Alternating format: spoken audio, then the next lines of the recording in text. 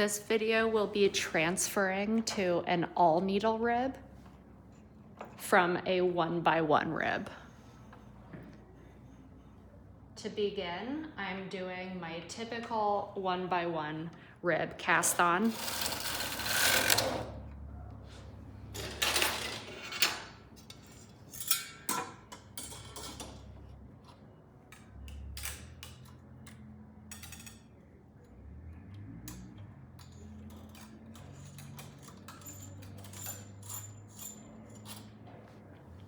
Hanging my weights.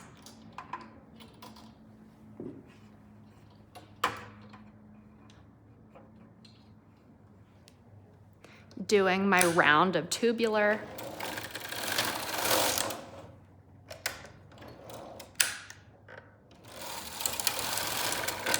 And going back into 1x1 rib.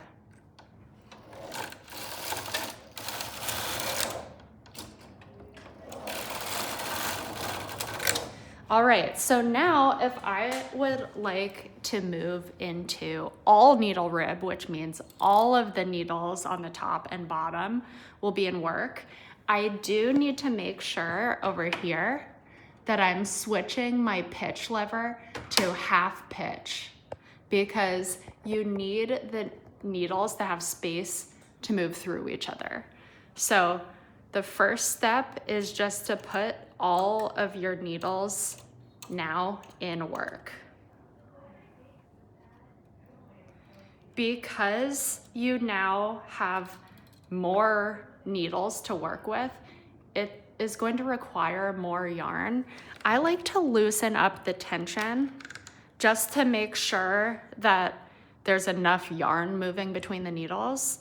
If your beds are not properly aligned, this will jam. So you do need to make sure that the needles are set up to be going through each other like this. So I just like to check that before I start. And then you go for it. Go slow for this first one.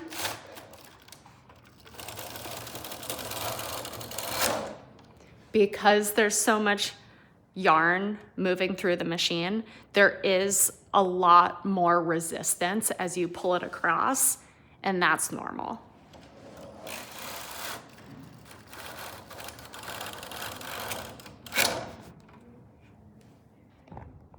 I'm gonna get a little closer so that you can see.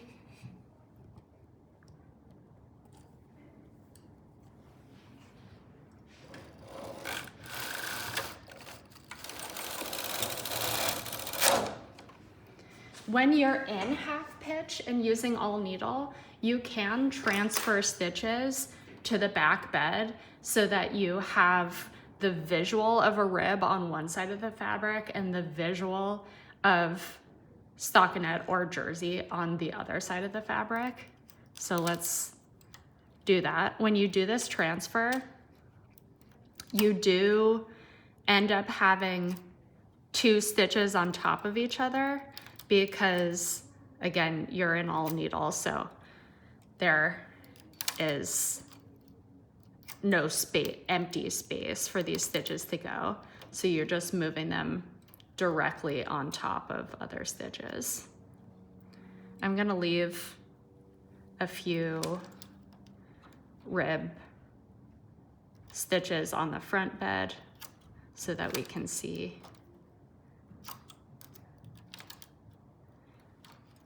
And after I knit a few rows of this, I'll just drop the front bed so that you can see what this is looking like.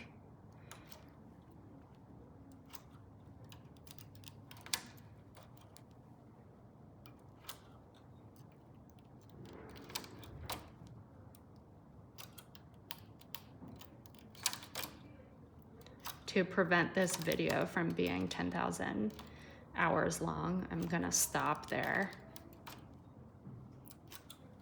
Okay, but you can see that I do have groups of stitches that are out of work and only on the back bed. So I'm now going to knit across. Again, you can kind of hear that resistance as it's chugging along on both beds. And this allows you to now play with racking. So again, that's this knob here. You can now get these ribs to sort of move around on the fabric by using the racking feature. So I'm going to demonstrate that, and then I'll drop the bed so we can see it. So first I'm gonna rack this way one. Again, I like to just check that the needles are going through each other to make sure. We're still in half pitch. We're just messing with this knob. So keep this on half pitch, and this knob is what you're playing with.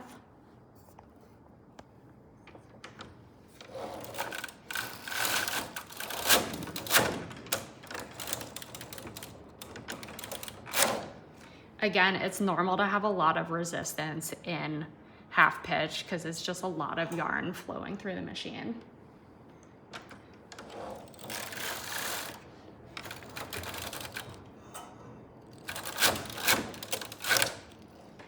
Okay, now I'm gonna rack back the other direction.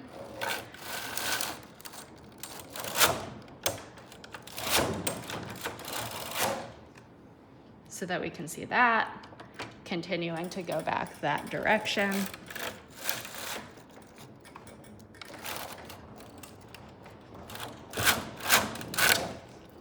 Okay, and now I'm gonna just transfer those stitches up so that hopefully we can see what this looks like.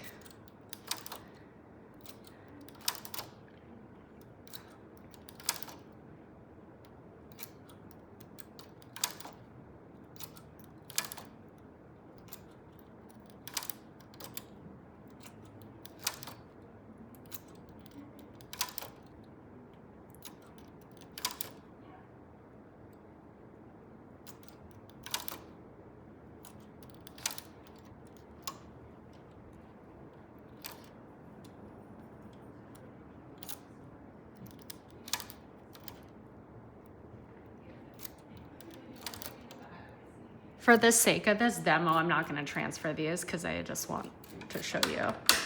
So I'm gonna lower this bed over here. You can see that when I transferred to all needle rib, it does put eyelets in the fabric because the stitches need a spot to basically start. So that creates a row of eyelets. You can use that to your benefit. That is a great way to create eyelets. Then we were in all needle rib here. As you can see, it looks kind of like jersey, and it will look like jersey on the back as well. And then here we have our racked rib where I transferred only these in between stitches to the back bed. And this rib, which is what was on the front bed, is what is moving to the right and then to the left. So that's what racking does. If you wanted to cast this off, you would transfer all of these to the back bed, cast off as normal, and that is all needle rib with racked ribs as well.